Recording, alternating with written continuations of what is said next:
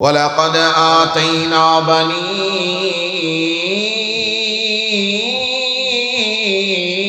إسرائيل الكتاب والحكم والنبوة ورزقناهم من الطيبات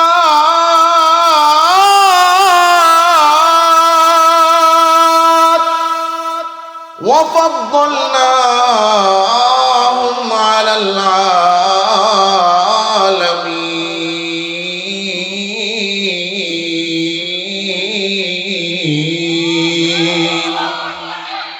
আমার আল্লাহ তাআলা রব্বুল আলামিন ডাক দিয়া বলেন, বনি ইসরাইলকে আমি আল্লাহ তাআলা নিয়ামত দিয়েছি।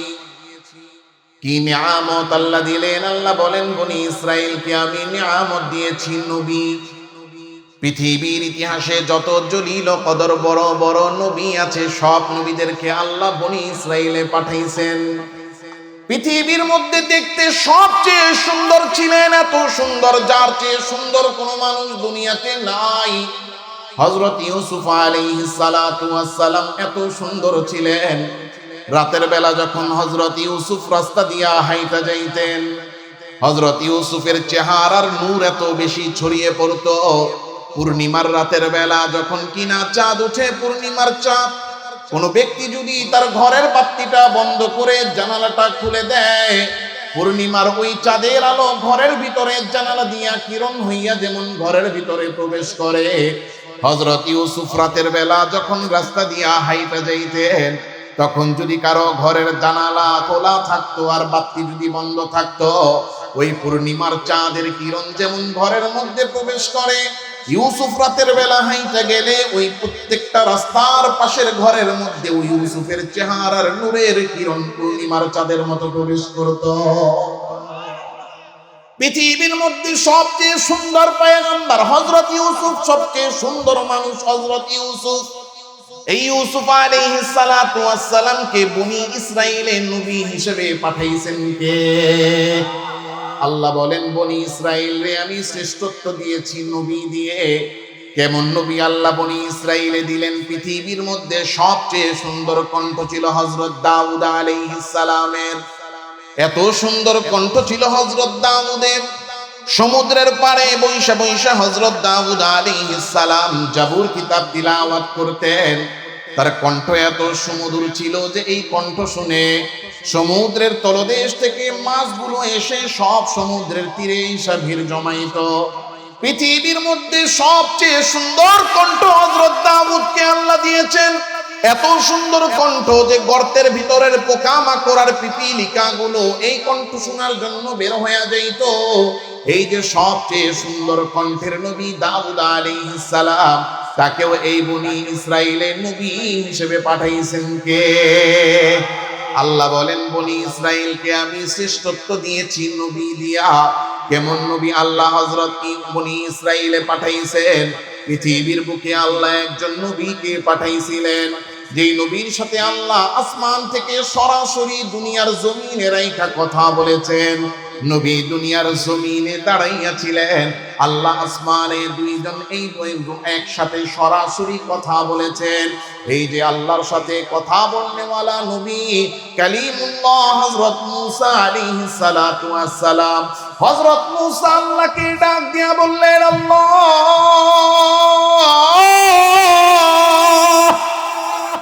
ও আল্লাহ, আমি আপনাকে দেখতে চাই।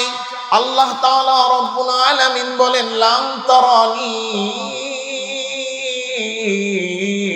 ও মূসা তুমি আমারে দেখতে পারবা না, আমার নূর তুমি সহ্য করতে পারবা না।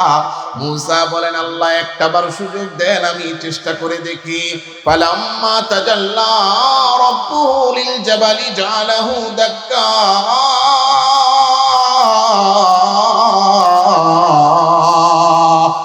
আল্লাহ তাআলা রব্বুল আলামিন তার যেই পর্দাটা আছে কুদরতের একটু ফাঁকা কইরা শুধু আল্লাহ নূরের একটা ঝলক নামায়া দিয়েছেন।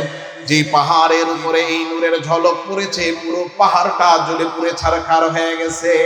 আল্লাহ তাআলার সাথে সরাসরি দুনিয়ার জমিন থেকে যিনি কথা বলেছেন, আল্লাহর সাথে কথা বলনেওয়ালা নবী হযরত মূসা আলাইহিস সালাম, যাকে বলা হয় কালিমুল্লাহ। এই মূসা পয়গম্বরকেও বনি ইসরাইলের নবী হিসেবে পাঠাইছেন কে? আল্লাহ বলেন, বনি ইসরাইলকে আমি শ্রেষ্ঠ বানাইছি নবী দিয়া। কেমন দামি নবী আল্লাহ দিয়েছেন! একজন নবীকে আল্লাহ বাবা ছাড়া সরাসরি মায়ের পেটে পাঠাইছেন। হযরত মারিয়াম আলাইহাস সালাতু ওয়াস সালাম বিবাহ করেন নাই, কুমারী যুবতী। হঠাৎ করে তিনি অনুভব করলেন পেটের মধ্যে সন্তান। আল্লাহকে ডাক দিয়া বলেন, আল্লাহ ওগো মালিক, আমি তো বিবাহ করি নাই, কোনো পুরুষও আমার স্পর্শ করে নাই, আমার পেটের মধ্যে বাচ্চা চলে আসলো কেমনে? আল্লাহ বলেন, মারিয়াম আমি দিয়েছি। হযরত মারিয়াম বলেন, আল্লাহ আমারে কোনো পুরুষ স্পর্শ করে নাই, পুরুষ স্পর্শ করা ছাড়া আপনি আমার পেটের মধ্যে সন্তান দিয়েছেন, আপনি আমাকে জানাইছেন, এটা আমি জানি। কিন্তু আমার এলাকার মানুষ, আমার বংশের লোকেরা, তাদেরকে যদি আমি বলি তারা তো আমার কথা বিশ্বাস করবে না। আল্লাহ আমি তাদেরকে কেমনে বুঝাবো যে আসলে এটা আপনি নিজের দয়ায় দান করেছেন? আল্লাহ বলেন, মারিয়াম তোমার কোনো জবাব দেওয়া লাগবে না। তোমার সন্তান যখন প্রসব হবে, মানুষ এসে যখন তোমারে প্রশ্ন করবে, তুমি নিজে কোনো জবাব দিবা না, ইশারা দিয়া শুধু ওই বাচ্চাটারে দেখাইয়া বলবা, তারা যেন বাচ্চাটারে প্রশ্ন করে বাচ্চা কোথা থেকে এলো। হযরত মারিয়াম বলেন, আল্লাহ যেভাবে বলবেন সেভাবেই করতে হবে। হযরত মারিয়াম আলাইহিস সালাম বাচ্চা জন্ম দিলেন। ছোট বাচ্চা একেবারে দোলনার মধ্যে দুলতেছে, চতুর্দিকে খবর ছড়ায় গেছে মারিয়াম অবিবাহিত কুমারী যুবতী, কিন্তু বাচ্চা প্রসব করেছে। সবার মধ্যে কানাঘুষা, কোথা থেকে মারিয়ামের বাচ্চা হলো? সবাই দৌড়ায় আসছে, ইয়া উখতা হারুন মা কানা আবুকি ইমরাআ সাউই ওয়া মা কানাত উম্মুকি বাগিয়া।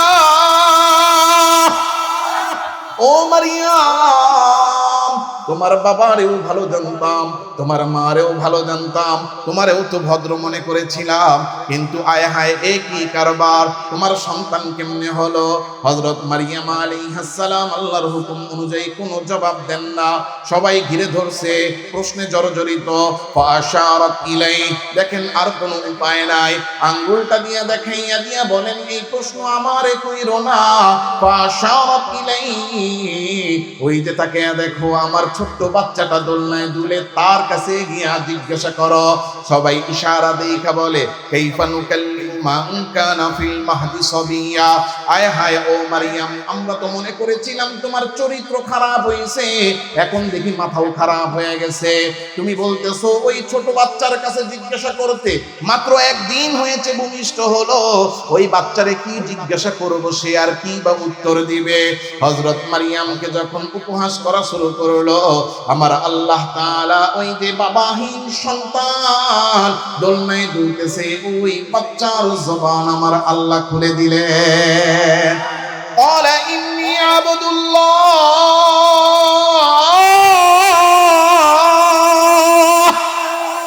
ছোট বাচ্চা দোলনা থেকে ডাক দিয়া বলেন, ও আমার জাতি শুনে নাও, আমি আল্লাহ তাআলা রব্বুল আলামিনের গোলাম, আমি আমার আল্লাহ তাআলা রব্বুল আলামিনের বান্দা। তোমরা ভাইবো না আমার মায়ের মাধ্যমে আমি কোনো গুনাহের মাধ্যমে আসছি, না না না, আমি কোনো গুনাহের মাধ্যমে আসি নাই। এই দুনিয়াতে নিজ কুদরতে বাবা ছাড়া আমার মায়ের পেটে নিজের ক্ষমতায় আমারে পাঠাইছেন কে?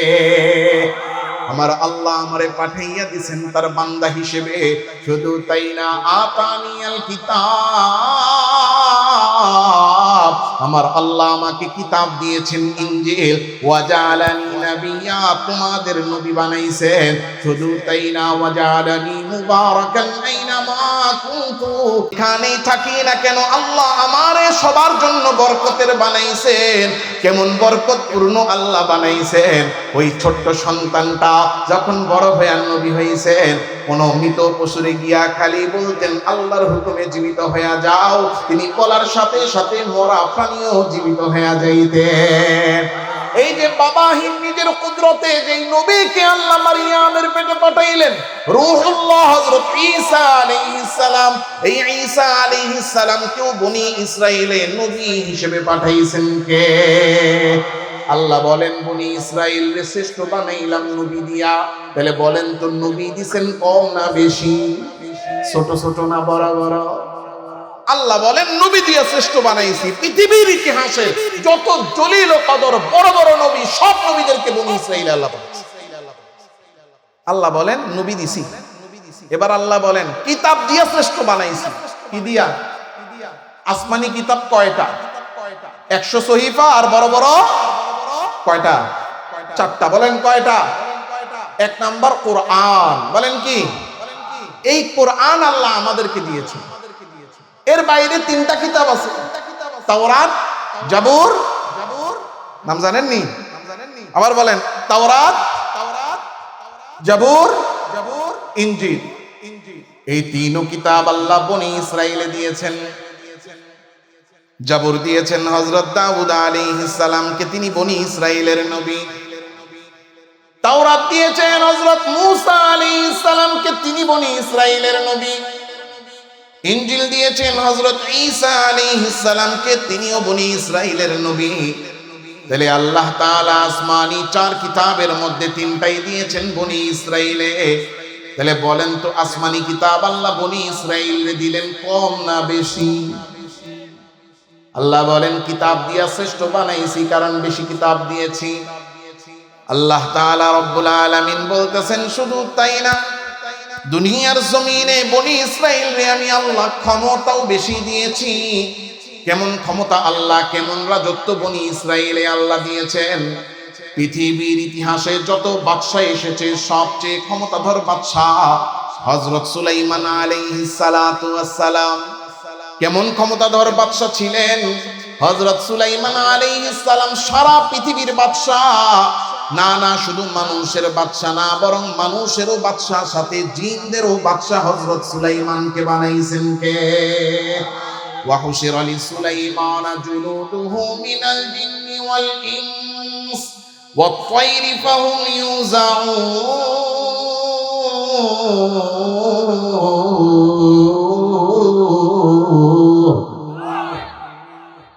আল্লাহ বলেন আমি সুলাইমান রে মানুষের বাদশা বানাইছি। হযরত সুলাইমান সমস্ত মানুষের বাদশা। আল্লাহ তাআলা বলেন জিনদেরও বাদশা বানাইছি, জিনরাও হযরত সুলাইমানের হুকুম মানত।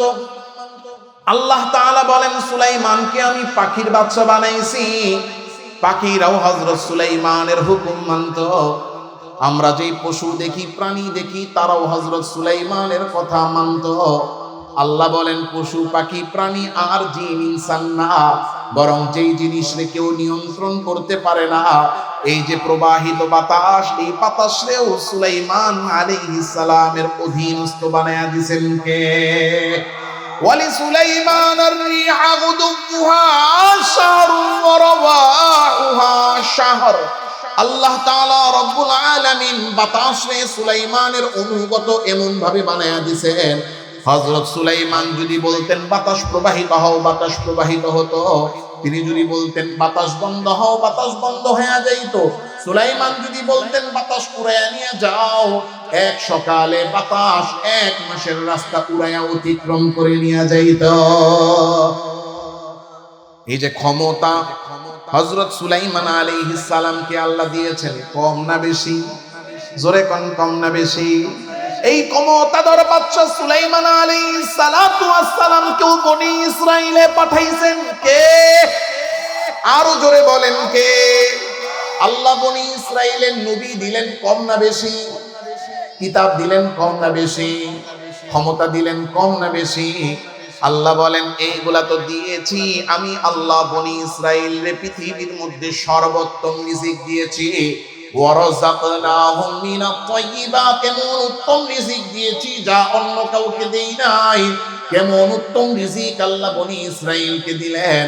হযরত মূসা আলাইহিস সালাতু ওয়াস সালাম বনি ইসরাইলকে নিয়ে যখন ওই যে নীল নদ পার হয়ে অপর পাশে চলে গেছে, তাদের কাছে খাবারও নাই, চাষবাস করারও এখন ব্যবস্থা নাই। সব জায়গা বললেন ও মূসা আমাদের খাবার নাই, আপনি আল্লাহর কাছে দোয়া করেন আল্লাহ যেন আমাদের জন্য খাবারের ব্যবস্থা করেন। আল্লাহ তাআলার কাছে হযরত মূসা হাত তুলে দোয়া করলেন, আল্লাহ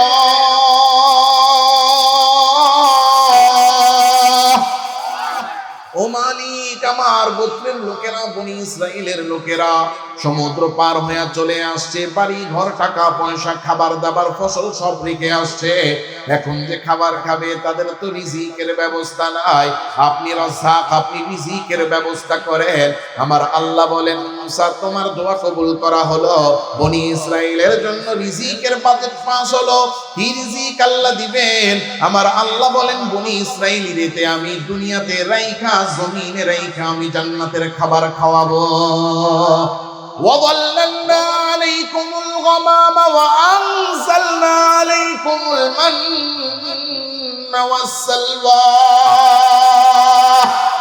আল্লাহ তাআলা বলেন, আমি বনি ইসরাইলের দুনিয়ার জমিনে রাইখা জান্নাত থেকে মান্না আর সালওয়া পাঠাইয়া খাওয়াবো।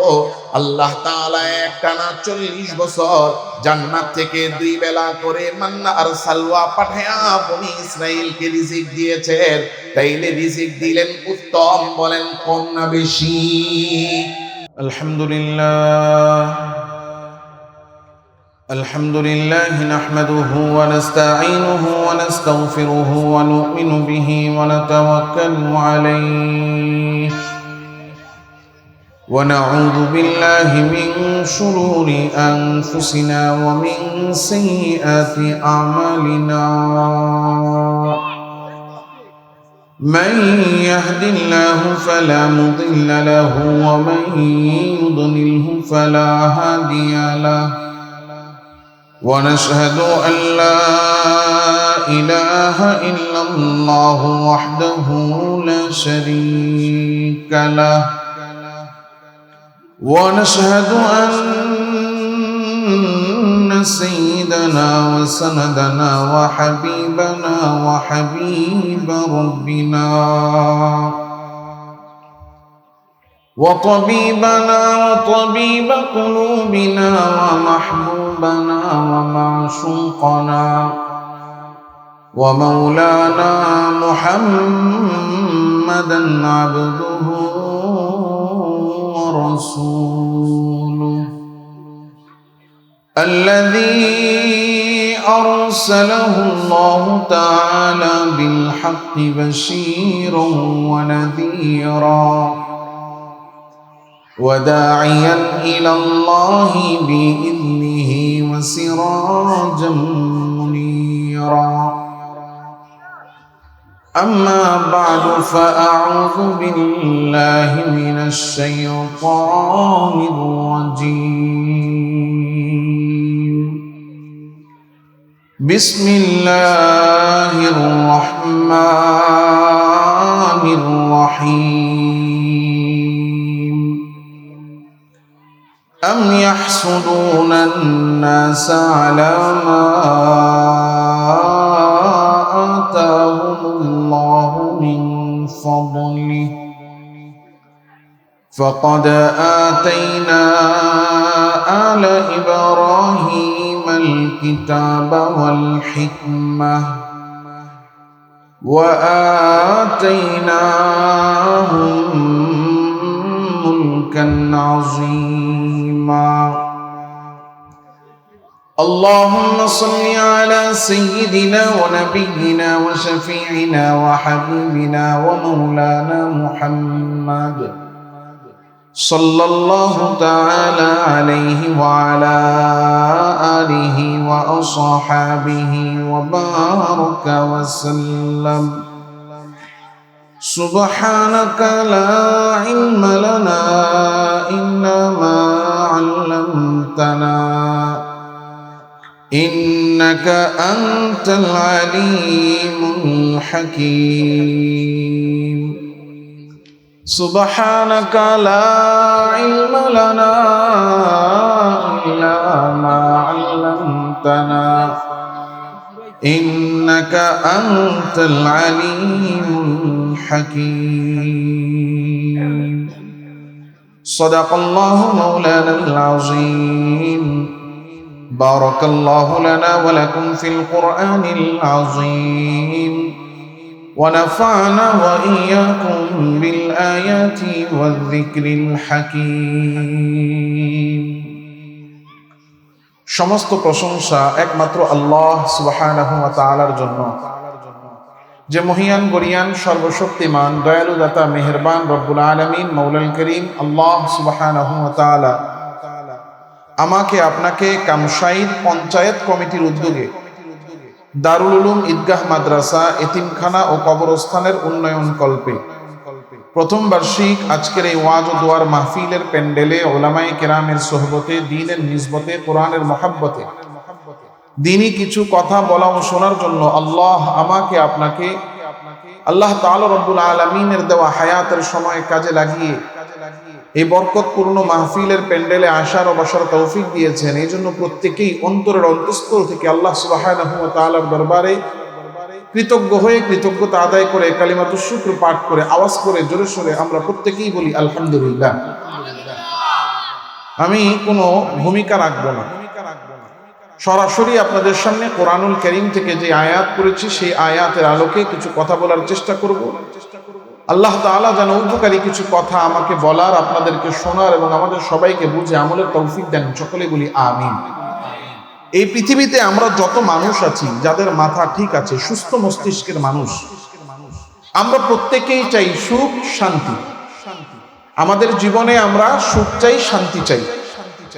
একজন মানুষও পাওয়া যাবে না এই পৃথিবীতে যে সুস্থ মস্তিষ্কের মানুষ কিন্তু সে জীবনে সুখ চায় না। প্রত্যেকটা মানুষ সুখ শান্তি চায়, চায় কি চায় না? এই যে আমরা সুখ শান্তি চাই, কতটুকু চাই? অল্প চাই না পরিপূর্ণ চাই? প্রত্যেকটা মানুষ পরিপূর্ণ সুখ, পরিপূর্ণ শান্তি তার জীবনে চায়। তাহলে সুখ শান্তি চাওয়ার দিক থেকে পৃথিবীর যত মানুষ আছে সব মানুষের চাওয়া একরকম। সেটা কি? কেউ অশান্তি চায় না, কেউ অসুখ চায় না, সবাই সুখ চায়, শান্তি চায়। আর কেমন চায়? পরিপূর্ণ চায়। জীবনের প্রত্যেকটা ক্ষেত্রে পরিপূর্ণ সুখ আর শান্তি চাই কি চাই না? তাহলে সুখ শান্তি চাওয়ার দিক থেকে মানুষ হলো এক প্রকার। সুখ শান্তি চাওয়ার দিক থেকে মানুষ কয় প্রকার? এক প্রকার। সবার চাওয়া সুখ শান্তি এবং সবারই চাওয়া পরিপূর্ণ সুখ, পরিপূর্ণ শান্তি। তাহলে সুখ চাওয়ার দিক থেকে মানুষ এক প্রকার। এই সুখ পাওয়ার দিক থেকে মানুষ তিন প্রকার। সুখ চাওয়ার দিক থেকে কয় প্রকার? এক প্রকার। সুখ পাওয়ার দিক থেকে মানুষ কয় প্রকার? তিন প্রকার। এক নাম্বার পরিপূর্ণ সুখী, এমন মানুষ যার জীবনে শুধু সুখ আর সুখ, এর জীবনে কোনো অসুখ নাই, কোনো অশান্তি নাই, পরিপূর্ণ সুখী মানুষ পৃথিবীতে একজনও নাই। কথা কন না? আছে একজনও? পৃথিবীর যে কোনো মানুষের কাছে যান, তার জীবনে কোনো না কোনো অশান্তি, কোনো না কোনো অসুখ, কোনো না কোনো সমস্যা আছেই। কারণ এই পৃথিবীকে আল্লাহ পরিপূর্ণ সুখের জায়গা বানানি নাই। সুতরাং পৃথিবীর কোনো মানুষ পরিপূর্ণ সুখী না, কোনো মানুষ পরিপূর্ণ শান্তিতে নাই। গিয়া জিজ্ঞাসা করবেন কেমন আছেন, জীবনের অবস্থা বলেন, বলবেন 99% ভালো, খালি একটা সমস্যা। কি কথা কয় না? তাহলে এই পৃথিবীতে পরিপূর্ণ সুখী মানুষ একজনও নাই। কারণ আল্লাহ এই দুনিয়াকে পরিপূর্ণ সুখের জায়গা বানানি নাই। পরিপূর্ণ সুখের জায়গা হলো জান্নাত। তাহলে মানুষ সুখ পাওয়ার দিক থেকে তিন প্রকার। এক নাম্বার পরিপূর্ণ সুখী, এটা দুনিয়াতে নাই। দুই নাম্বার আংশিক সুখী। বলেন কি? আংশিক সুখী। এটা কারা? এটা হলো ওই সমস্ত লোক তার কাছে সুখের যেই আসবাব আছে সেই সুখ পায়, যেই আসবাব নাই সেই সুখ পায় না। টাকা সুখের আসবাব। টাকা কিসের আসবাব? যার কাছে টাকা আছে সে টাকার সুখ পায়, যার কাছে টাকা নাই সে টাকার সুখ পায় না। ক্ষমতা সুখের আসবাব। যার কাছে ক্ষমতা আছে সে ক্ষমতার সুখ পায়, যার কাছে নাই সে ক্ষমতার সুখ পায় না। যেমন একদল ক্ষমতায় আছে, কথার কথা 5 বছর, ইনি ক্ষমতার সুখ পাচ্ছেন।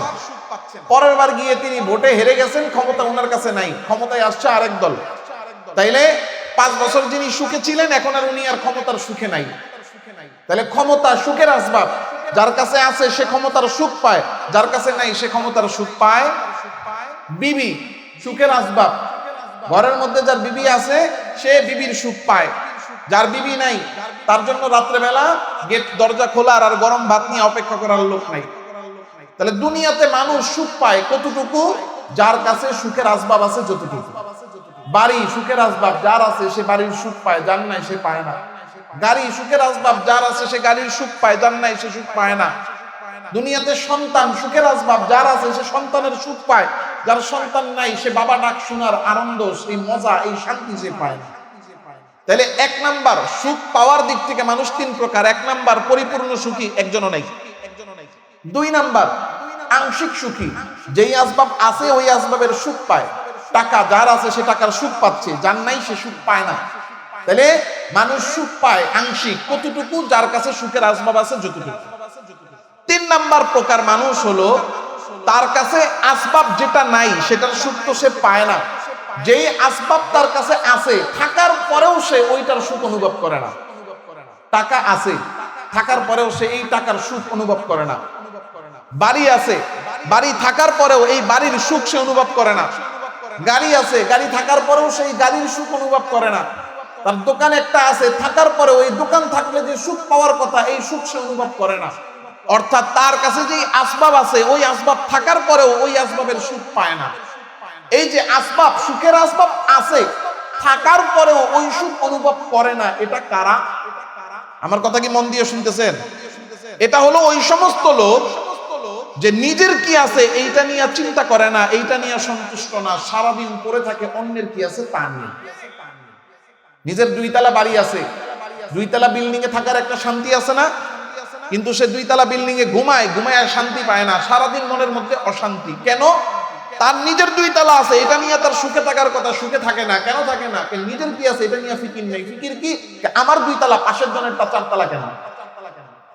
এই যে অন্যের ভালো দেখে সহ্য করতে না পারা, অন্যের ভালো দেখে কষ্ট পাওয়া, এটাকে বলা হয় হিংসা। বলেন কি? এই হিংসা এত মারাত্মক গুনাহ। হিংসা যদি কারো অন্তরে থাকে তাহলে সে অন্যের ভালো সহ্য করতে পারবে না, অন্যের ভালো দেখে অশান্তি আর অসুখের মধ্যে পড়বে। আর এই সমস্ত লোক হলো এই হিংসুক, যারা নিজের যা আছে এইটা নিয়ে খুশি না, সারাদিন পড়ে থাকে অন্যের কি আছে তা নিয়ে। একজনের মুখটা বেজার, আপনাদের কামসাইর বাজারটা আছে না, এরকম এক বাজারে দোকান, তার মনটা বড় বেজার। তো একজনে প্রায় তার দোকানে গিয়া বসে, তো বৈশা গিয়া বলতেছে, বাজার ভাই তোমার দোকানে তো মোটামুটি বেচা কেনা ভালোই আছে, তুমি তো ভালো চলতেছো, ফিরতেছো, খাইতেছো, তোমার মনটা সবসময় বেজার দেখি, দোকানে কখনো তোমার খুশি দেখি না, কারণ কি? আরে আর কইও না, আমি পুরান দোকানদার, এতদিন ধরে ব্যবসা করি, আমি বেশি দৈনিক 3000, আমার সামনে ও নতুন দোকান দিয়েছে, ও বেচে দৈনিক 10,000, সে 3000 টাকা বিক্রি করে, এটা দিয়ে তার সংসার চলে, কিন্তু খুশি না। কেন খুশি না? অশান্তিতে আছে, কষ্টে আছে। কেন কষ্টে আছে? আমি 3000 বেচি, ও 10,000 বেচে কেন? এই যে অন্যের ভালো দেখে সহ্য করতে না পারা, এই হিংসা আমাদের মধ্যে আছে না নাই? জোরে বলেন, কম না বেশি? হিংসা এত মারাত্মক গুনাহ, হিংসা এত মারাত্মক অপরাধ, হিংসা এত অন্তরের মারাত্মক ব্যাধি যে হিংসা যার অন্তরে একবার ঢুকবে তার জীবন থেকে সুখ শান্তি নাই হয়ে যাবে। কারণ হিংসা হলো আগুন। বলেন হিংসা কি? বলেন হিংসা কি? হিংসা হলো আগুন। যখন কোনো মানুষ অন্যকে হিংসা করে, এই অন্যকে হিংসা করার দ্বারা সে নিজের অন্তরের মধ্যে আগুন জ্বালায়। হিংসা মানে কি? আরেকজনের ভালো আমি সহ্য করতে পারতেছি না। টাকা দিছে উনারকে, উনি টাকাওয়ালা, আল্লাহ টাকা দিছে উনাকে, সহ্য হয় না আমার, আমি হিংসা করি উনারে। এখন এই যে আমি হিংসা করি, বলেন আমরা যে হিংসা করি, মনের হিংসা দ্বারা কারো কোনো ক্ষতি করা যায়? উনারে আমি অপছন্দ করি, কেন? উনার টাকা হবে কেন? সহ্য হয় না আমার। উনি বাড়িওয়ালা, সহ্য হয় না আমার। উনি গাড়িওয়ালা, সহ্য হয় না আমার। উনি ক্ষমতা পাইছে, চেয়ার পাইছে, এলাকার মানুষ সম্মান করে, সালাম দেয়, সহ্য হয় না আমার। এই যে আমি হিংসা করা শুরু করলাম, হিংসার দ্বারা উনার কি ক্ষতি হয়? উনার কোনো ক্ষতি হয় না। ক্ষতি হয় কার? নিজের। বলেন ক্ষতি হয় কার? কারণ হিংসা একটা আগুন, এই আগুনটা শুরু হয় জলের অন্তর থেকে। তো মনের মধ্য থেকে যখন হিংসা শুরু হয় তখন আমি আমার নিজের মনের মধ্যে আগুন জ্বালাইলাম। এই মনের হিংসা দ্বারা যাকে হিংসা করি তার কোনো ক্ষতি হয় না। এটা আমি একটা ছোট্ট উদাহরণ দিয়ে বুঝাই। ধরেন আমি একজন মানুষ, আমি হিংসা করতেছি প্যান্ডেলটারে। এখন আমার মনের হিংসা কি? যে এই প্যান্ডেলটারে এখানে থাকতে দিন না, পুরায়া ছারখার করে ফেলবে। এখন এটারে পুরায়া ছারখার করার জন্য আমি এই কাগজের মধ্যে আগুন লাগাইছি। আগুন লাগাইছি কিসে? কাগজে। এখন বলেন এই কাগজে আগুন ধরাইলাম, পূর্বে কি প্যান্ডেল না কাগজ? কথা কয় না। পূর্বে কি হিংসাটা যখন মানুষকে কেউ করে একজন অন্যকে, তো হিংসার আগুন নিজের অন্তরে জ্বালায়। নিজের অন্তরে যখন আগুন জ্বালায়, পূর্বে কি অন্য কেউ না নিজের অন্তর? হ্যাঁ, এই যে আগুন জ্বালাইলাম, এই আগুন যদি, এই কাগজ যদি ওই কি কাপড় পর্যন্ত গিয়া পৌঁছায়, তাইলে কাপড় জ্বললে পুড়লে পড়তে পারে, ক্ষতি হইলে হইতে পারে। কিন্তু ওই আগুন ওই কাপড় পর্যন্ত পৌঁছানোর আগেই অনেক সময় এমন হয় যে আগুন এই কাগজটারে জ্বালায়া পুড়ে ছারখার করে দেয়। ঠিক তেমন ভাবে আমরা যাকে হিংসা করি তার ক্ষতি হবে কখন? মনের হিংসা মুখে আসবে যখন, মনের হিংসা হাতে আসবে যখন। মনের হিংসা মুখে আসলো কেমন? চান্স পাইলাম, কামসাইর বাজারে ঘুরতেছি আর ওনার নামে বদনাম বইলা বেড়াইতেছি, ওনার ক্ষতি হইলে হইতে পারে। চান্স পাইলাম, ওনারা দুইটা গালি দিয়া দিলাম।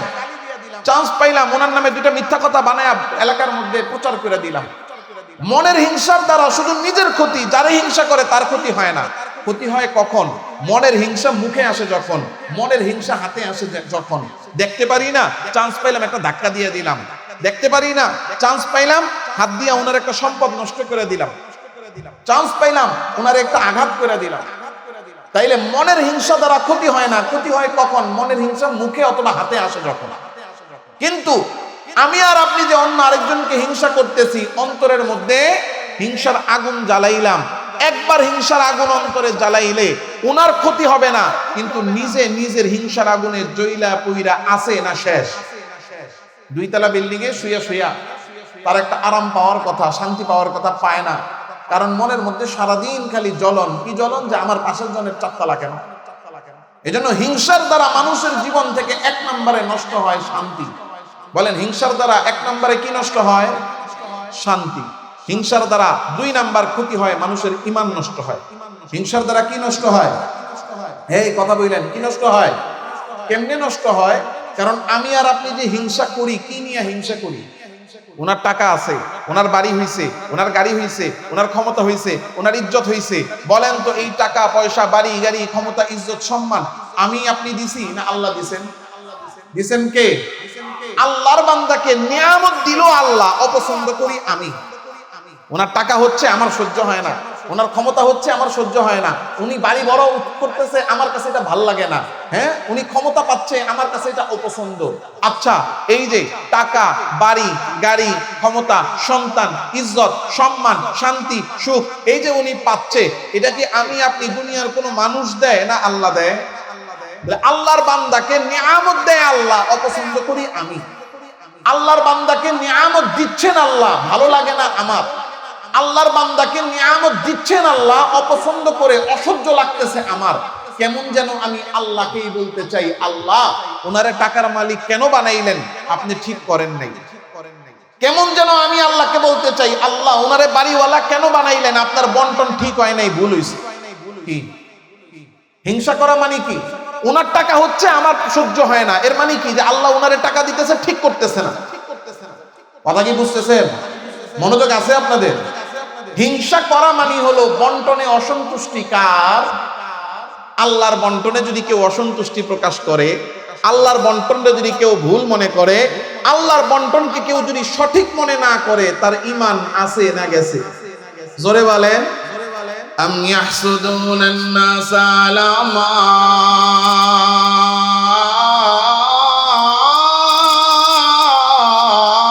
আতাহুমুল্লাহু মিন ফাদলি। আল্লাহ তাআলা রব্বুল আলামিন ডাক দিয়া বলেন, ও বান্দা, তোমরা যে একজন আরেকজনকে হিংসা করো, কি নিয়ে তোমরা হিংসা করো? আমার বান্দাকে নিয়ামত দেই আমি, অপছন্দ করো তুমি। আমার বান্দারে জ্ঞানে গুণে বড় বানাইলাম আমি, টাকাওয়ালা, ক্ষমতাওয়ালা, ইজ্জতওয়ালা, সম্মানওয়ালা, ইলমওয়ালা বানাইলাম আমি। আমার বান্দারে নিয়ামত দেই আমি, আর অপছন্দ করো তুমি। আল্লাহ তাআলা রব্বুল আলামিনের বন্টনকে যদি কেউ অপছন্দ করে, আল্লাহর বন্টনের প্রতি যদি অসন্তুষ্ট প্রকাশ করে, আল্লাহর বন্টনকে যদি কেউ ভুল মনে করে, তাইলে তার ঈমান আছে না গেছে? হিংসা এত মারাত্মক এক গুনাহ। হিংসার কারণে এক নাম্বার মানুষের জীবন থেকে সুখ নষ্ট হয়, শান্তি নষ্ট হয়।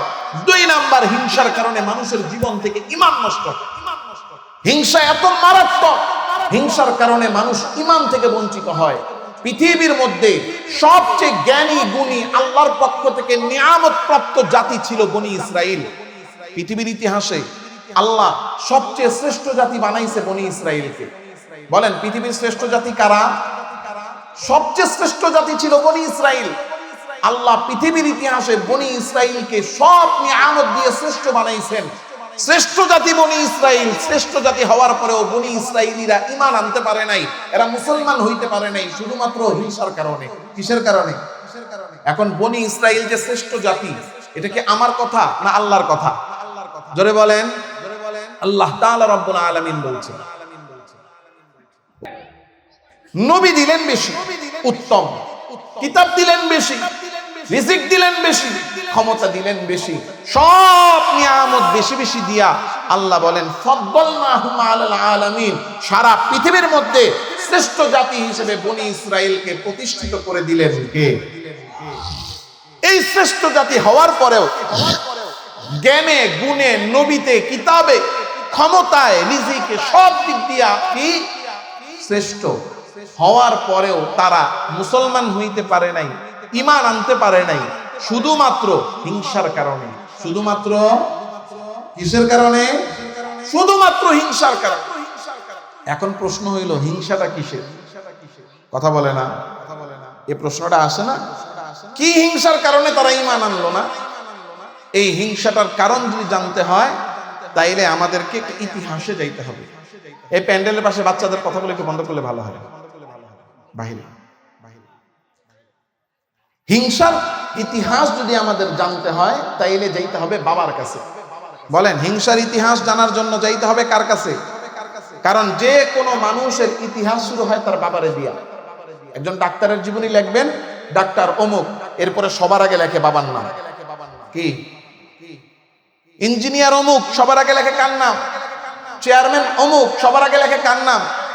আলেম অমুক, সবার আগে কার নাম? বাবাকে দিয়া পরিচয় শুরু হয়। তাহলে ইসলাম গ্রহণ করে নাই বনি ইসরাইলিরা কেন? হিংসার কারণে। হিংসাটা কি এটা জানতে হইলে ইসলামের বাবার কাছে যেতে হবে। কথা কয় না? ইসলামের বাবা মানে মুসলমানদের বাবা, আর মুসলমানদের বাবা কে? কে? মিল্লাতা আবিকুম ইব্রাহিম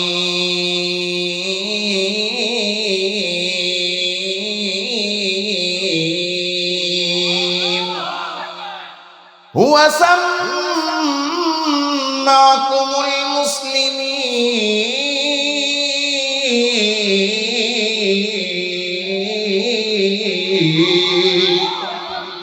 আল্লাহ তাআলা বলেন তোমাদের জাতির পিতা হলেন ইব্রাহিম, কারণ তিনি তোমাদের নাম দিয়েছেন মুসলিমিন। তাইলে মুসলমানদের জাতির পিতা হযরত ইব্রাহিম। তাহলে মুসলমানদের ইতিহাসে যাইতে হলে হযরত ইব্রাহিমের ইতিহাসে যাওয়ার দরকার আছে না নাই? ইব্রাহিম আলাইহিস সালাতু ওয়াস সালামের দুইজন ছেলে। কয়জন ছেলে? দুইজন। একজনের নাম ইসমাঈল, আর একজনের নাম ইসহাক। বলেন একজনের নাম ইসমাঈল, আরেকজনের নাম ইসহাক। ইসমাঈল আলাইহিস সালাতু ওয়াস সালামের যখন জন্ম হলো, আল্লাহ তাআলা রব্বুল আলামিন হুকুম দিলেন, ইব্রাহিম তোমার এই ছেলেকে তার মা হাজেরা সহ মরুভূমিতে ফালায়া রেখে আসো। ইতিহাস সবাই জানেন না? ইব্রাহিম আলাইহিস সালাম আল্লাহর হুকুমে রেখে আসছে মরুভূমিতে, সাথে অল্প একটু খাবার, অল্প একটু পানি। 2 দিন 4 দিন খাবার পরে খাবারও শেষ, পানিও শেষ। মা হাজেরা তাকায়া দেখে ছোট্ট শিশু ইসমাঈল পানির পিপাসায় কান্না শুরু করে দিচ্ছে। মরুভূমির মধ্যে কোথাও পানি নাই। একবার ডাইনে দৌড় দেয়, একবার বায়ে দৌড় দেয়, একবার এখানে যায়, একবার ওখানে যায়, কিন্তু পানির কোনো সন্ধান পায় না। পানি না পায়া তাকায়া দেখে বাচ্চা কান্না শুরু করছে, কান্না করতেছে। এইদিকে পানি নাই, ওইদিকে সন্তান কান্না করে। কোনটা করবে দিশা না পায়া সামনে তাকায়া দেখে বড় বড় 2টা পাহাড়। বলতে পারবেন পাহাড় 2টার নাম কি? মাশাআল্লাহ, একটা হলো সাফা আর একটা মারওয়া। চিন্তা করলেন নিচে দৌড়ায় কতক্ষণ খুঁজবো, পাহাড়ের উপরে উঠলে তো চতুর্দিকে দেখা যাবে। দৌড়ায় উঠলেন সাফা পাহাড়ে। সাফা পাহাড়ের উপরে ওইটা চতুর্দিকে তাকায়া দেখে পানি নাই। তাকায়া দেখে ছোট্ট শিশু ইসমাঈল কান্না করে। সাফার থেকে নাইমা মারওয়ায় উঠছে। মারওয়ায় ওইটা চতুর্দিকে তাকায়া দেখে পানি নাই। এখন তাকায়া দেখে শিশু ইসমাঈল কান্না করে। কি করবে খুঁজা পায় না, চিন্তা করে আরেকবার ওই পাহাড়ে গিয়া দেখি পাওয়া যায় কিনা। আবার গেছে ওই পাহাড়ে, ওইটা কোথাও পানি নাই, তাকায় দেখে বাচ্চা কান্না করে, চিন্তা করে আরেকবার ওইটাই গিয়ে দেখি পাওয়া যায় কিনা। এইভাবে উঠে নামে উঠে নামে 7 চক্কর। এখন এক একটা করে চক্কর দেয় আর তাকায় দেখে বাচ্চা কান্না করে।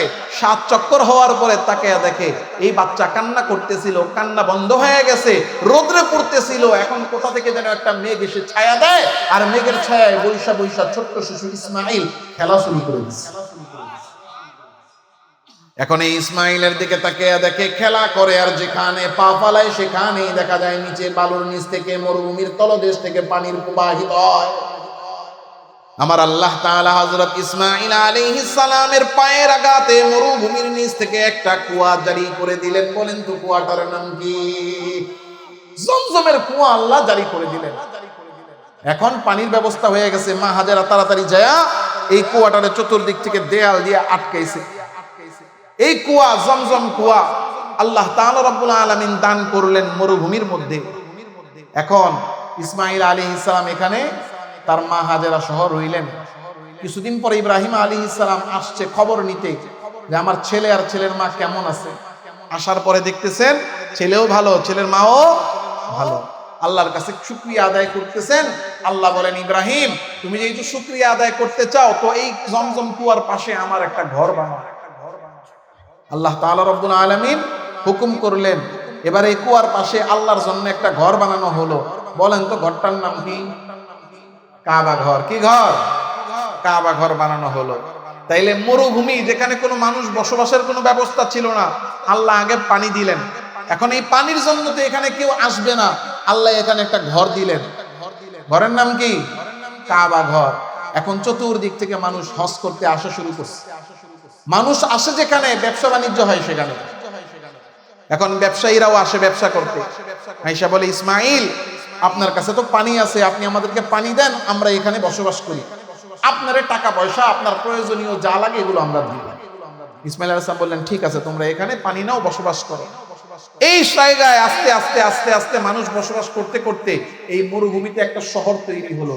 বলেন তো শহরটার নাম কি? মক্কা শহর। বলেন কি শহর? মক্কা শহর শহর ছিল না মরুভূমি ছিল? কি ছিল? মানুষের বসবাসের উপযোগী নাকি অনুপযোগী? এই অনুপযোগী মরুভূমিতে পানি দিয়া, কাবা ঘর দিয়া মানুষ জমা কইরা শহর বানায়া দিলেন কে? এই জায়গায় ইসমাইল আলাইহিস সালাম এবং তার বংশধররা বসবাস করতে লাগলো। তাহলে ইব্রাহিম আলাইহিস সালামের এক ছেলে ইসমাইল থাকেন কোথায়? কথা কয় না। কোথায়? মক্কায়। ইসমাইল আলাইহিস সালামের বংশে কোনো নবী আসে নাই। নবী না আসার কারণে এই মক্কা নগরীর মানুষ আস্তে আস্তে, ইসমাইল আলাইহিস সালামের বংশধর আস্তে আস্তে আল্লাহকে ভুলতে লাগলো। আল্লাহকে ভুলতে ভুলতে ভুলতে ভুলতে ভুলতে ভুলতে ভুলতে তারা মূর্তি পূজা শুরু করলো। মূর্তি পূজা করতে করতে করতে করতে অবস্থা এমন, কাবা ঘরের ভিতরে 360টা মূর্তি। কয়টা? তাহলে ইসমাইল ইব্রাহিম আলাইহিস সালামের ছেলে ইসমাইল আলাইহিস সালামের বংশধর থাকে কোথায়? কোথায়? মক্কায়। কি করে? মূর্তি পূজা। কি করে? মূর্তি পূজা। তাহলে ইব্রাহিম আলাইহিস সালামের এক ছেলের বংশ, তার অবস্থান এবং তাদের পরিচয় পাওয়া গেছে নাকি যায় নাই? এবার আসেন ইব্রাহিম আলাইহিস সালামের আরেক ছেলে ইসহাক আলাইহিস সালাম। তিনি নবী। তিনি কি? ইসহাক আলাইহিস সালামের ছেলে ইয়াকুব আলাইহিস সালাম, তিনিও কি? ইয়াকুব আলাইহিস সালামের 12 ছেলে। তাদের মধ্যে আছেন পৃথিবীর সবচেয়ে সুন্দর মানুষ ইউসুফ আলাইহিস সালাম। তিনি কি? তাহলে ইসমাইল আলাইহিস সালামের বংশে কোনো নবী নাই। ইসহাক আলাইহিস সালামের ছেলে নবী, তার ছেলে নবী। তাহলে এই বংশে একজনও নবী নাই। এই বংশে নবী চালু হইছে নাকি হয় নাই? এখন এই যে ইয়াকুব আলাইহিস সালাম, ওনার 12 ছেলে, এই 12 ছেলেকে এবং তাদের বংশধরকে একসাথে বলা হয় বনি ইসরাইল। কি বলা হয়? বনি ইসরাইলের নবী কম না বেশি? কিতাব কম না বেশি?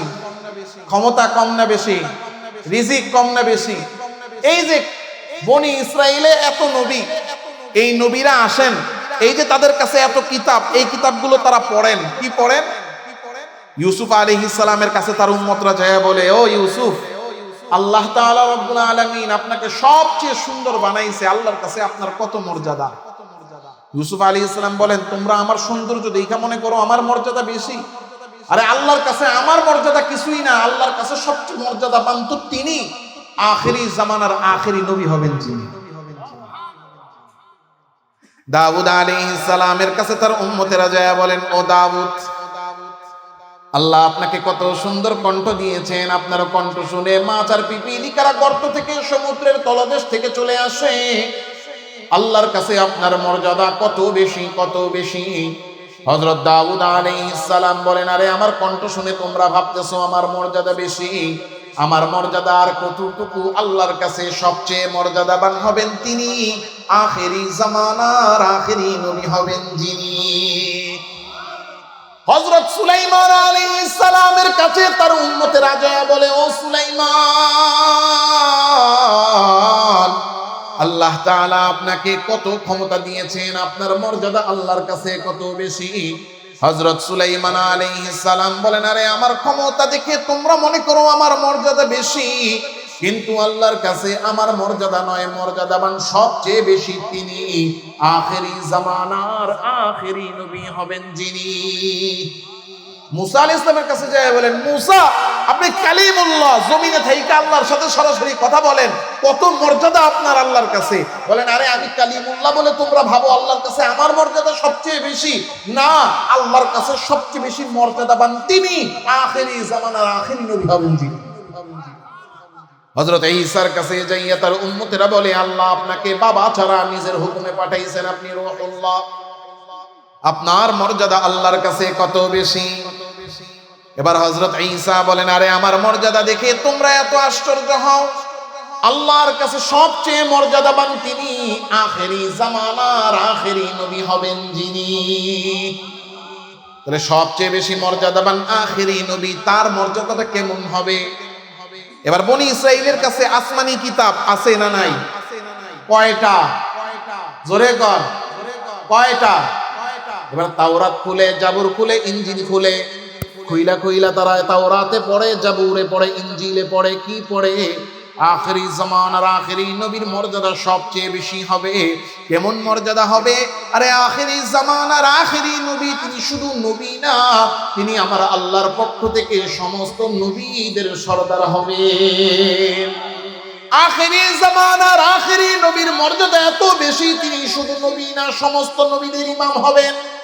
আখেরি জামানার আখেরি নবী পয়গম্বরের মর্যাদা এত বেশি, তিনি শাফিউল মুযনিবিন। হাশরের ময়দানে যখন কেউ সুপারিশ করার সাহস করবে না আল্লাহর কাছে, তখন একমাত্র সুপারিশকারী এই নবী হবেন। আখেরি জামানার আখেরি নবীর মর্যাদা এত বেশি, এত বেশি, তিনি শুধু নবী না, তিনি জান্নাতে প্রথম প্রবেশকারী হবেন। তিনি যতক্ষণ পর্যন্ত জান্নাতে না ঢুকবেন, অন্য কোন নবী তো, মানুষ তো দূরের কথা, অন্য কোন নবীও জান্নাতে ঢোকার পারমিশন পাবে না। এখন বনি ইসরাইলীরা তাদের নবীদের কাছে শুনেন আখেরি জামানার নবীর মর্যাদা বেশি, কত বেশি? এবার তাওরাতে পড়েন, ইনজিলে পড়েন, জাবুরে পড়েন যে ওনার মর্যাদা এত বেশি, তিনি শাফিউল মুযনিবিন, ইমামুল মুরসালিন, হ্যাঁ, সাইয়্যিদুল আম্বিয়া, এবং তিনি জান্নাতের সর্বপ্রথম প্রবেশকারী। আরো মর্যাদা পড়েন, পড়েন, পড়েন, আর মনে মনে চিন্তা করে। বনি ইসরাইলীরা কি করে? মনে মনে চিন্তা করে, আল্লাহ আমাদেরকে সবচেয়ে সুন্দর নবী দিছে, সবচেয়ে সুন্দর কণ্ঠের নবী দিছে, সবচেয়ে ক্ষমতাওয়ালা নবী দিছে, আল্লাহর সাথে কথা বলনেওয়ালা নবী দিছে, আল্লাহ রূহুল্লাহ দিছে, সব দামি দামি নবী যেহেতু আল্লাহ আমাদেরকে দিচ্ছেন, তাইলে এই আখেরি জামানার আখেরি মর্যাদাপূর্ণ নবী এইটাও আল্লাহ আমাদের বংশেই পাঠাবেন। এই আখেরি নবীকে নিজেদের বংশে চাইতো, মনে মনে কামনা করত কারা? কারা? বনি ইসরাইলীরা মনে মনে চাইতো, আল্লাহ এই শেষ নবীকে আমাদের কাছে, আল্লাহ আমাদের বংশে যেন পাঠান। কিন্তু আল্লাহ তাআলা রব্বুল আলামিন তার হাবিবকে সাল্লাল্লাহু আলাইহি ওয়াসাল্লাম, তার নবীকে এই বনি ইসরাইলে না পাঠাইয়া আল্লাহ পাঠাইলেন মক্কা নগরীতে। মক্কা নগরীতে বসবাস করে কার বংশধর? কথা কয় না, ইসমাইল আলাইহিস সালামের বংশধর। আল্লাহ বনি ইসরাইলে না পাঠাইয়া নবীজিকে পাঠাইলেন বনি ইসমাইলে। বনি, এই যে নেই নবীকে আমরা না পায়া বনি ইসমাইল কেন পাইল, ইসমাইলের বংশধর কেন পাইল, আমরা কেন পাইলাম না? এই যে আমরা কেন পাইলাম না, ওরা কেন পাইল, এই নিয়ামত আল্লাহ ওদেরকে কেন দিল?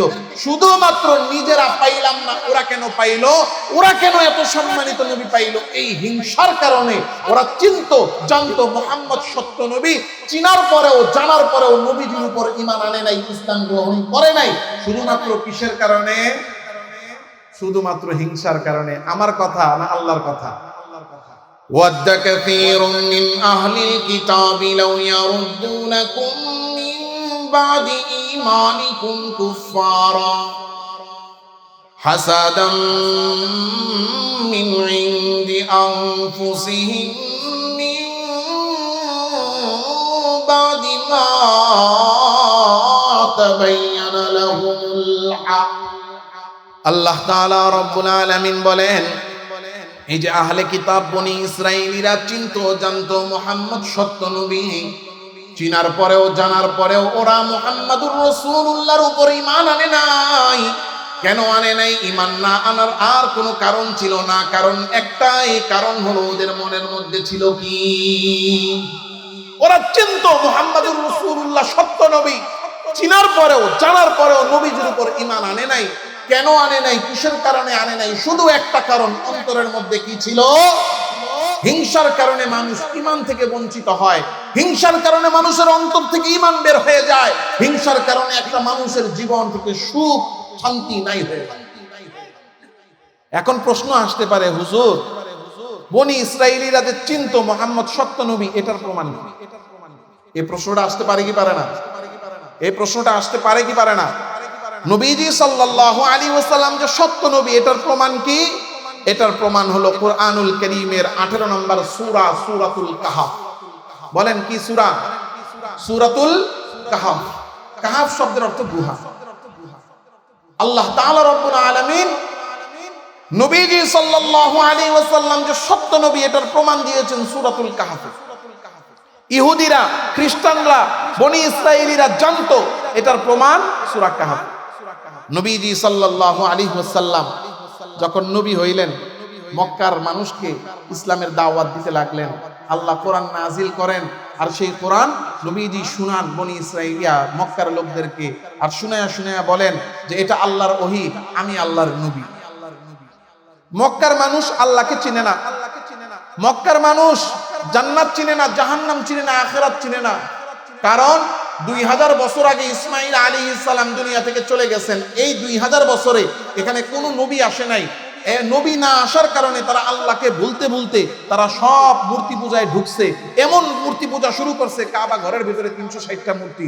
এখন নবীজি ওহী হিসেবে যা বলে এটা তারা শুনে, তাদের মাথার উপর দিয়া যায়, তারা বুঝেও না, তারা বিশ্বাস করবে কি করবে না, এই কথা সত্য না মিথ্যা এটা তারা যাচাই বাছাই করতে পারে না।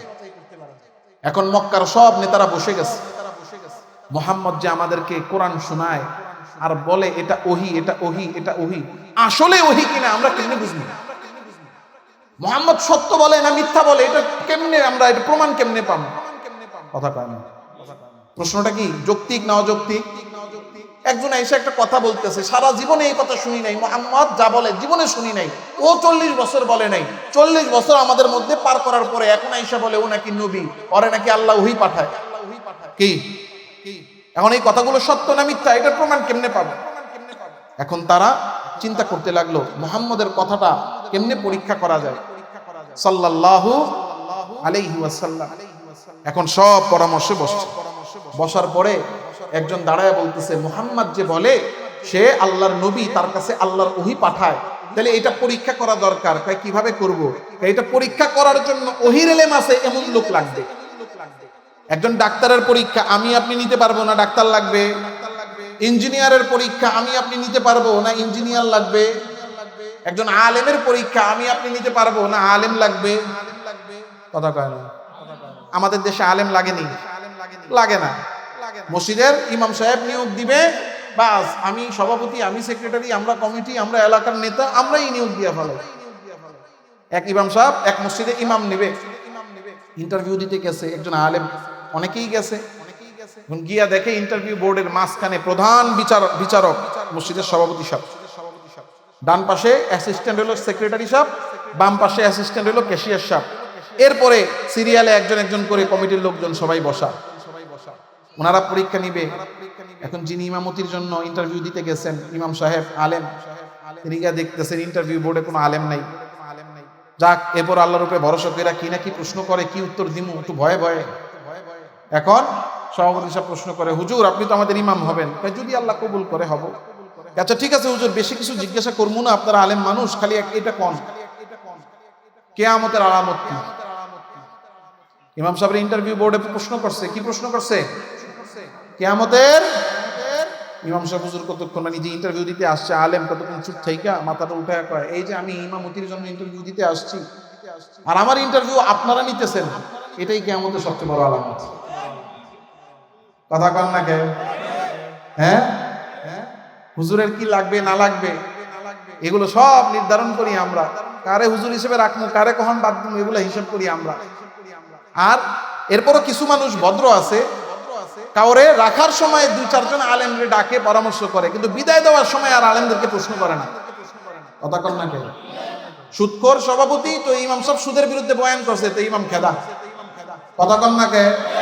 ঘুষখোর সভাপতি ইমাম সাহেব ঘুষের বিরুদ্ধে বয়ান করছে, ইমাম খেদা। সে গিয়া শিরিক করে, বেদাত করে, মাজারে গিয়া সেজদা করে, এটার বিরুদ্ধে বয়ান করছে, তাই ইমাম খেদা। তখন আর বলে না। যাই হোক, কিছু ভদ্র আছে, রাখার সময় দুই চারজন আলেম আনে ইন্টারভিউ নেওয়ার জন্য, কিন্তু বিদায় দেওয়ার সময় আর গিয়া কোনো আলেমের সাথে পরামর্শ করে না যে হুজুর আমগো ইমাম সাহেব তো সুদের বিরুদ্ধে বয়ান করছে, তারা বিদায় করা যাবে কিনা। কথা কয় না? এগুলো কিয়ামতের আলামত। আল্লাহ আমাদেরকে এই ধরনের ব্যাধি থেকে, এই ধরনের অবস্থা থেকে আল্লাহ আমাদের সমাজগুলোকে হেফাজত করেন বলি আমিন। তো এখন কোথায় ছিলাম কোন? আরে কিয়ামতের আলামতের আগে কইছিলাম, দেখছেন? হ্যাঁ, ডাক্তারের পরীক্ষা নিতে কি লাগে? ইঞ্জিনিয়ারের পরীক্ষা নিতে, আলেমের পরীক্ষা নিতে একজন আলেম লাগবে। ঠিক তেমন ভাবে একজন দাবি করতেছে তার কাছে ওহির ইলম আছে, এটা ওহির ইলম কিনা এটা যাচাই করতে আরেকজন ওহির ইলম বলা লাগবে। এবার বুদ্ধিকেরা বলেন তো ওহির ইলম আছে কার কাছে? কার কাছে? বনি ইসরাইলের কাছে। ওহির ইলম আছে কার কাছে? তাদের কাছে আসমানি তিনটা কিতাব, তাওরাত, জাবুর, ইনজিল আছে না নাই? এখন তারা বলতেছে ওহির ইলম তো আমাদের কাছে নাই, আসমানি কিতাব আছে, তাওরাত, জাবুর, ইনজিল ইহুদিদের কাছে আছে, বনি ইসরাইলীদের কাছে আছে। এখন ওরা কোথায় থাকে? মদিনায় কিছু ইহুদি বসবাস করত। এখন মক্কার লোকেরা চিন্তা করলো, তাইলে মদিনার ইহুদিদের কাছে যাইয়া আমরা প্রশ্ন করি মুহাম্মদের কথাগুলো সত্য না মিথ্যা, তারা বলতে পারবে আসমানি কিতাব থেকে। মক্কা থেকে দুইজন লোকরে দায়িত্ব দেওয়া হলো, তোমরা দুইজন মদিনায় চলে যাও। মক্কা থেকে দুইজন মদিনার উদ্দেশ্যে রওনা করে দিয়েছে। মদিনায় যে ইহুদিদের বড় বড় পণ্ডিতদের সামনে যায় হাজির।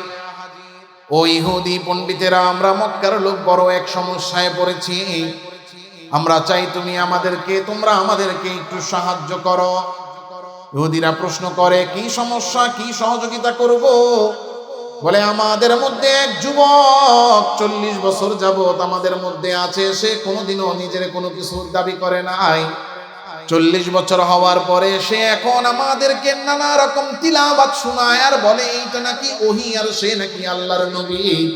তোমাদের কাছে তো আসমানের ওহীর ইলম আছে, তোমরা ওই ওহীর ইলম দ্বারা যাচাই বাছাই করে আমাদেরকে বলে দাও মুহাম্মদ যে নবুয়তের দাবি করে, মুহাম্মদ সত্য বলে না মিথ্যা বলে।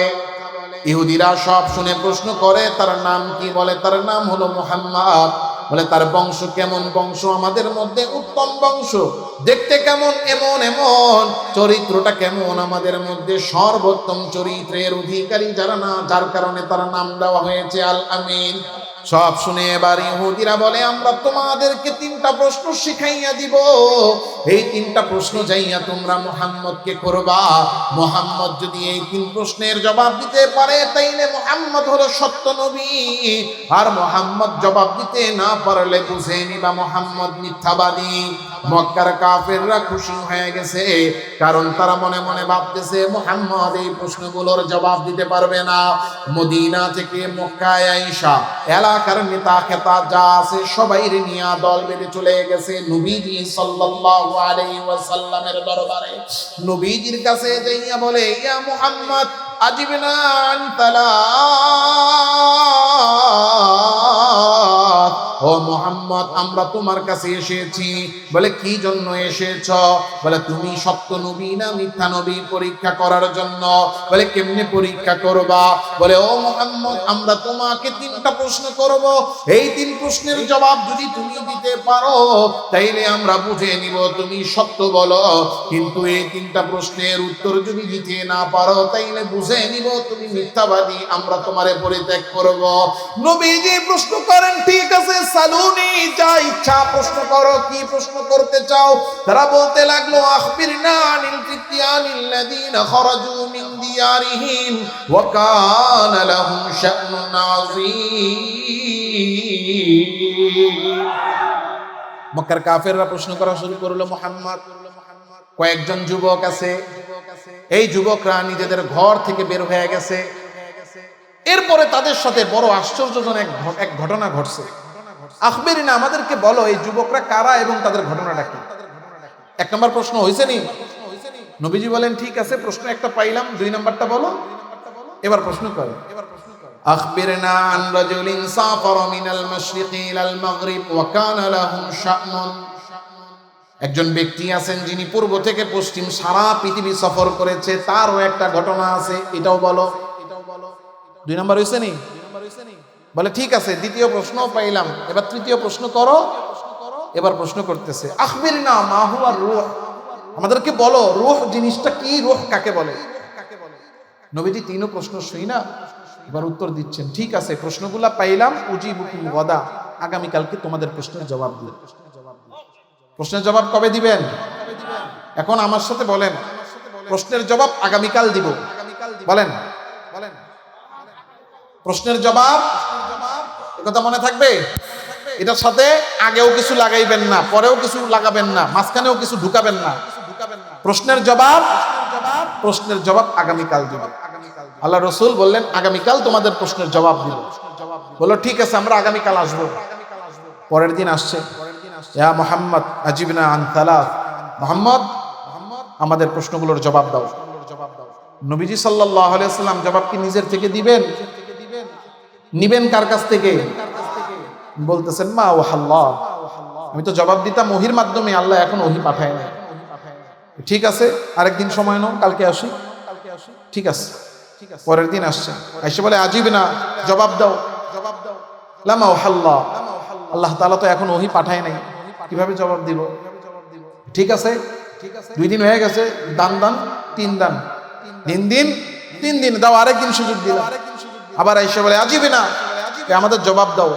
লাম্মা আওহাল্লাহ, আল্লাহ তো এখনো আমাদেরকে ওহি পাঠায় নাই, কেমনে জবাব দিব? এবার সুযোগ পাইছেনি? মিয়া তোমার আগামীকাল কবে হইব? একজন আরেকজনের টিটকারি মারি না আমরা? হ্যাঁ, তোমার আগামীকাল কবে হবে? এই যে দেখেন না, আমি শুধু বোঝানোর জন্য বলতেছি। ধরেন একদল ক্ষমতায় আছে, আরেক দল ক্ষমতায় নাই। যারা ক্ষমতায় নাই তারা কয় আমরা অমুক দিন থেকে আপনাদের বিরুদ্ধে আন্দোলনে নামবো। এখন যে কোনো কারণে হোক নামতে পারে নাই, নেতা যা আছে সব পিঠা পাটা জেলখানে ঢুকেছে, আন্দোলন করবে কেমনে? এখন আন্দোলন করতে পারে না, খোসা মারে তোমগো ঈদের পরে আন্দোলন করবা। কোন ঈদের পরে করবা? টিটকারি মারেনি? এমন টিটকারি আসেনি? হ্যাঁ, টিটকারি মারে।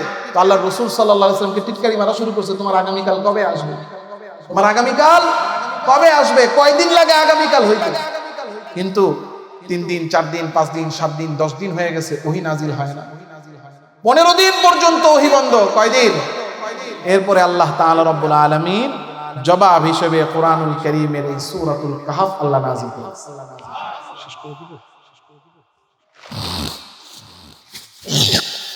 15 দিন পরে আল্লাহ তাআলা রব্বুল আলামিন জবাব হিসেবে সূরাতুল কাহফ আল্লাহ নাযিল করে দিয়েছেন।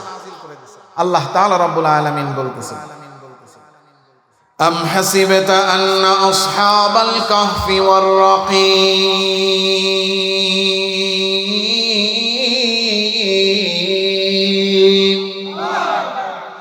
কানু মিন আয়াতিনা জাবা। আমার আল্লাহ তাআলা রব্বুল আলামিন বলেন, ও নবী, ওরা আপনার কাছে আসহাবে কাহফের লোকদের ব্যাপারে জানতে চেয়েছে। ওরা তো বলেছে কয়েকজন যুবকের কথা। আল্লাহ তাআলা ওই যুবকদের একটা নাম কোরআনে দিয়ে দিলেন। আল্লাহ তাদেরকে বললেন আসহাবে কাহফ। আল্লাহ তাআলা রব্বুল আলামিন বলেন, কানু মিন আয়াতিনা আজাবা। তাদের ঘটনাটা আসলে আশ্চর্যজনক। কেমন আশ্চর্যজনক ঘটনা? আল্লাহ বলেন, নাহনু নাকুসু আলাইকা নাবাআহুম বিল হক। ও নবী, আসেন আমি আপনাকে শুনাইয়া দেই তাদের ঘটনাটা। ইন্নাহুম ফিতয়াতুন আমানু বিরাব্বিহিম ওয়াজিদনাহুম হুদা। এরা ছিল কয়েকজন যুবক। মুফাসসিরিনে কেরাম লিখেন এরা ছিল 7 জন যুবক। এমন একটা দেশে তারা বসবাস করত, যেই দেশের বাদশা ছিল মূর্তি পূজারী। ওই বাদশা জালেম মূর্তি পূজারী, নিজেও মূর্তি পূজা করত, জনগণরেও মূর্তি পূজা করতে বাধ্য করত।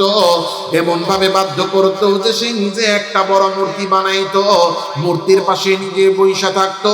জনগণরা একদিক দিয়া ঢুকতো, মূর্তিরে পূজা কইরা অন্য দিক দিয়া বের হইতো।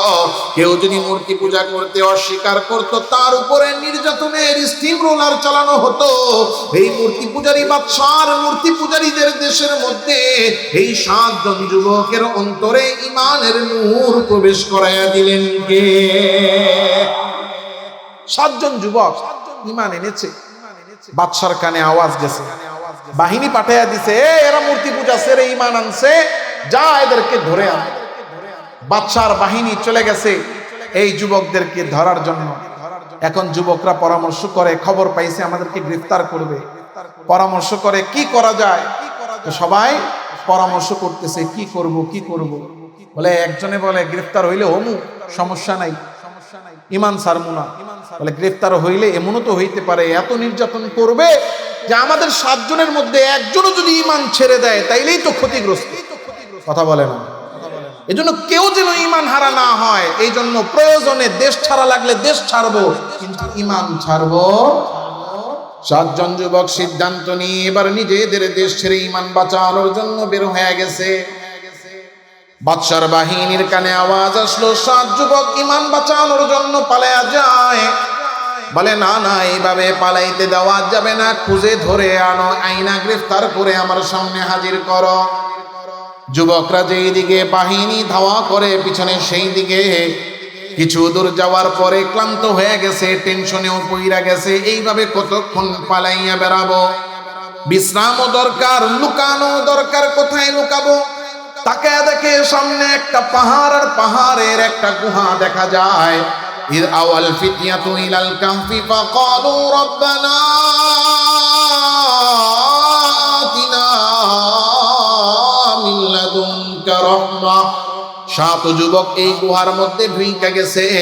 ঢুইকা আল্লাহকে ডাক দিয়া বলে, আল্লাহ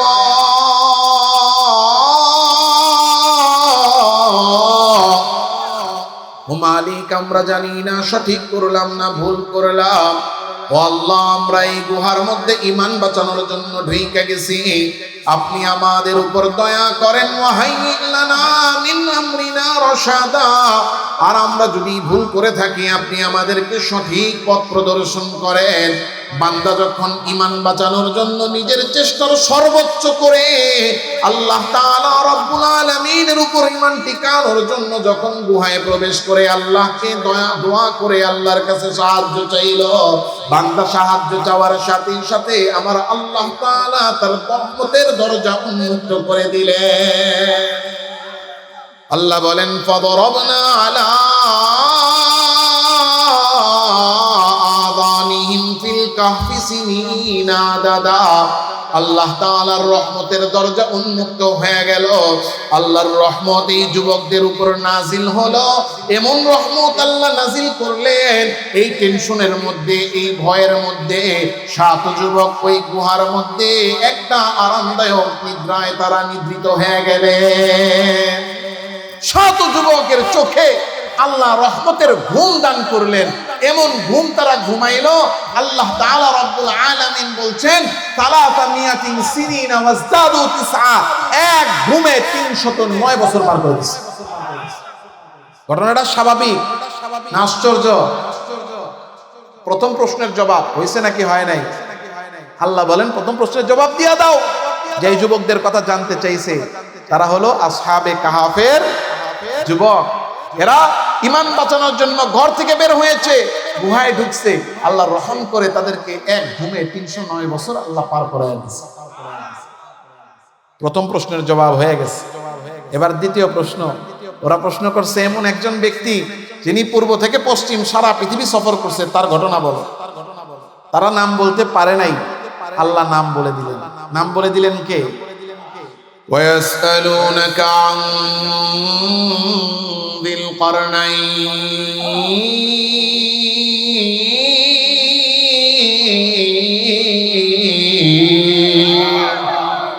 আল্লাহ তাআলা রব্বুল আলামিন বলতে লাগলেন ওরা আপনার কাছে যার ব্যাপারে জানতে চেয়েছে সে হলো যুলকারনাইন। যুলকারনাইন কে ছিলেন? পৃথিবীর মধ্যে সবচেয়ে বেশি ক্ষমতাধর 4 জন বাদশা, যারা সারা পৃথিবীর বাদশা 4 জন। এই 4 জনের মধ্যে 2 জন হলেন ইমানদার আর 2 জন হলেন বেঈমান। 2 জন হলেন ইমানদার আর 2 জন হলো বেঈমান। ইমানদার 2 জনের মধ্যে একজন হলেন হযরত পয়গম্বর সুলাইমান আলাইহিস সালাতু ওয়াস সালাম, আর একজন হলেন এই বাদশা যুলকারনাইন, যারে আল্লাহ সারা পৃথিবীর বাদশা বানাইছেন। আল্লাহ তাআলা রব্বুল আলামিন বলেন সাআতলু আলাইকুম মিনহু যিকরা। ও নবী, ওরা বাদশা যুলকারনাইনের ব্যাপারে যেহেতু আপনার কাছে জানতে চেয়েছে, আসেন আমি যুলকারনাইনের ব্যাপারে বলে দেই। ইন্না মাক্কান্না লাহু ফিল আরদি ওয়া আতাইনাহু মিন কুল্লি শাইইন সাবাবা ফাআতবাআ সাবাবা। আল্লাহ বলেন যুলকারনাইন রে আমি সারা পৃথিবীর বাদশা বানায়া দিলাম। যুলকারনাইন যখন সারা পৃথিবীর বাদশা হলেন, সারা পৃথিবীর জনগণ কে কোথায় কেমন আছেন এইটা জানার জন্য হযরত যুলকারনাইন সারা পৃথিবীর জনগণের খবর নেওয়ার জন্য বের হয়ে গেলেন। পূর্ব থেকে পশ্চিম কে কোথায় ভালো আছে মন্দ আছে, কে বিপদে আছে, কে সুবিধায় আছে অসুবিধায় আছে দেখার জন্য যুলকারনাইন বের হয়ে গেছেন। এমন বাদশা, এমন ক্ষমতাধর, এমন দায়িত্বশীল ব্যক্তি ছিলেন। কিন্তু আমাদের কপাল পোড়া, আমাদের ছোট্ট একটা ওয়ার্ডে একজন মেম্বার হয়, সেও পুরো এলাকা 5 বছরে কভার দিতে পারে না। যুলকারনাইন সারা পৃথিবীর বাদশা, সারা পৃথিবীর বাদশা হওয়ার পরে বের হয়ে গেছে জনগণ কি কোথায় আছে খবর নিতে। কিন্তু আমগো কপাল এমন পোড়া, কিছু কিছু এমন হয় যে একটা ওয়ার্ডের মেম্বার 5 বছর মেম্বার ছিল, কিন্তু এই এলাকার কোথায় কি সুবিধা অসুবিধা বলতে পারে না। এমন কমবক্ত, এমন কপাল পোড়া মেম্বার, এমন কপাল পোড়া ওয়ার্ড কমিশনার, এমন কপাল পোড়া এমপি চেয়ারম্যান আমগো দেশে আছে না। ওমর রাদিয়াল্লাহু আনহুর বয়ান করতে গিয়ে একদিন বলছিলাম যে আমাদের এমন অনেক নেতা আছে, হ্যাঁ ভোটের আগে আছে, ভোটের পরে 5 বছর পর্যন্ত পাওয়া যায় না। এক মুরব্বী জামালপুরে বয়ান করার মধ্যে বলছিলাম, তো এক মুরব্বী দাঁড়ায় গেছে, কয় হুজুর আমগো চেয়ারম্যানের কথা কইলে। এমন চেয়ারম্যান আমগো দেশে আছে না নাই? ভোটের আগে আসে, এরপরে ভোট হয়ে গেলে 5 বছর খুঁজে পাওয়া যায় না। কপাল পোড়া, কমবক্ত, হতভাগা। আল্লাহ এই ধরনের চোর বাটপার থেকে আমাদেরকে হেফাজত করেন, বলেন আমিন। দায়িত্বশীল, জনগণের প্রতি মহব্বত রাখে, জনগণের প্রতি আন্তরিকতা রাখে, জনগণের প্রতি দরদ রাখে, এমন নেতাদেরকে আল্লাহ আমাদের দায়িত্বে বসান, বলি আমিন। বাদশা যুলকারনাইন বের হয়ে গেছেন সারা পৃথিবীর মানুষের খবর নিতে। আল্লাহ তাআলা রব্বুল আলামিন বলছেন হাত্তা ইযা বালাগ মাগরিবাশ শামসি, পশ্চিম দিকে গেছে, তাগরুবু ফি আইনিন, দেখলো এই সূর্যটা ডুবতেছে একবারে ঝলমলে টলমলে পানির উপরে। সেখান থেকে চলে গেছে হাত্তা ইযা বালাগ মাতলিআশ শামসি, সূর্য যেখানে উদিত হয় সেখানে গিয়ে দেখে সূর্যটা উদিত হয়। এই 2 জায়গা সফর করে এবার যাচ্ছেন, চলতে চলতে এমন একটা জায়গায় গিয়ে পৌঁছেছেন হাত্তা ইযা বালাগ বাইনা সাদদাইন, 2টা পাহাড়ের উৎপত্তি স্থল। আল্লাহ, হুজুর চলে আসছেন, আমরা কথা শুনবো। তো যেই কথা আমি বলছিলাম যে হিংসা, এই জবাবগুলো চলে আসছে যখন, ইহুদিরা কি তখন দেখছে না, বনি ইসরাইলিরা দেখছে না যে আল্লাহ কোরআনে মুহাম্মাদুর রাসূলুল্লাহ নবী সত্য প্রমাণ দিয়েছেন? জানার পরেও, বুঝার পরেও তারা ঈমান আনে নাই হিংসার কারণে। এজন্য হিংসা আমাদেরকে ছাড়তে হবে। আল্লাহ আমাদের সবাইকে হিংসা মুক্ত ঈমান, আমল, অন্তর জীবন দান করেন, বলি আমিন। ওয়া আখিরু দাওয়ানা আলহামদুলিল্লাহি রাব্বিল আলামিন। আসসালামু আলাইকুম। Presents by Kuakata media centre.